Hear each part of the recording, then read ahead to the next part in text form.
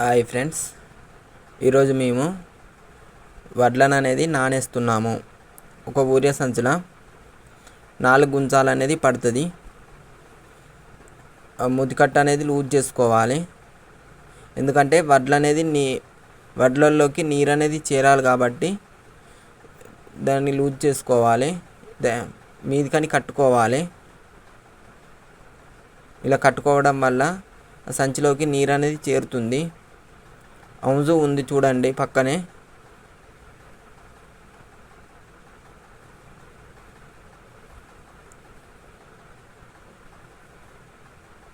Loose అనేది చేసుకొని ఆ బత్తని తీసుకొని ఇట్లా అనుకొని అవుజులో వేసుకోవాలి.